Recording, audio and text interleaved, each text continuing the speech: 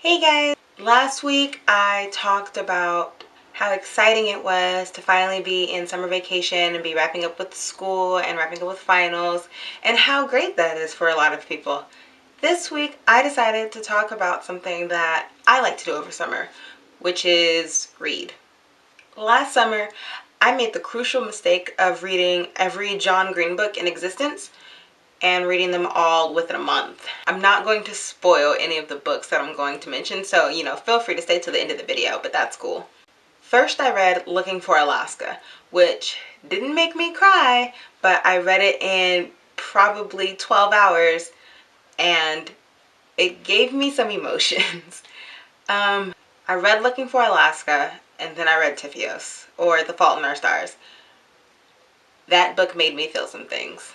I know it's complete young adult fiction, and I know it's kind of like romanticizing the idea of illness, but at the same time, it's just so beautifully written for something that's supposed to be aimed towards young adults that it's just kind of like, how do you not fall in love with it in some way?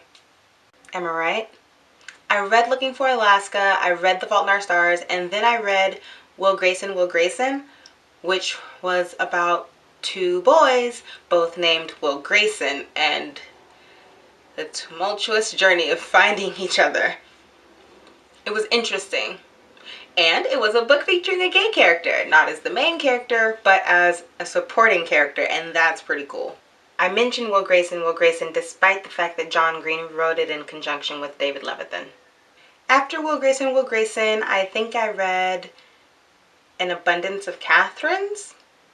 I read An Abundance of Catherines, and it was kind of odd. It was focused around this man who had met a lot of Catherines. I'm sorry, am I keeping these too vague? Get over it. And to finish off the summer, I read Paper Towns, which I must admit was my absolute favorite. And it was about this girl who just needed to go. That's really what it was, just a young girl that needed to not be tied down and forced into anything except for her own will. And it was great. This summer, however, I am reading 6 books. The first being For One More Day by Mitch Albom. This book is about a man who wants to commit suicide and the journey of his failure. I'm not going to say anything else about it. I'm just going to say here, it exists. The next book I intend to read this summer is Games We Play After Dark by Sarah Gardner Borden. This book seems to be about two people that meet at a party and the whirlwind that is the relationship and everything that surrounds it.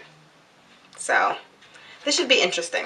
The third book I intend to read is My Name is Memory by Anne Brashares, and it's about a girl in high school that is graduating who is hopelessly in love with this boy and trying desperately to get him to notice her. The catch is, the boy has a secret. Don't they all? And she basically has to fight for their relationship despite his secrets. So this should be interesting.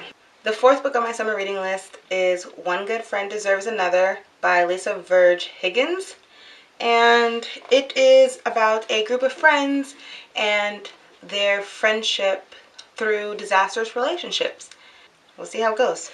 The fifth book I intend to read this summer is another book by Mitch Albom called The 5 People You Meet in Heaven, and most of you probably actually know this book, but I've been told to read it on several occasions, and it took a long time for me to come across it for some reason, but now I have it, and I am going to read it, and I'm not even going to tell you what it's about, because I'm sure you know already, and if you don't, Google it. The final book that I'm going to read this summer is called This Is How You Lose Her by Junot Diaz, and it's actually another book that I've had recommended to me on several occasions through several platforms, and I'm actually just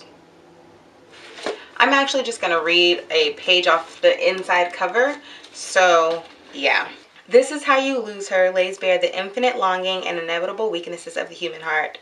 These stories remind us that passion always triumphs over experience and that the half-life of love is forever.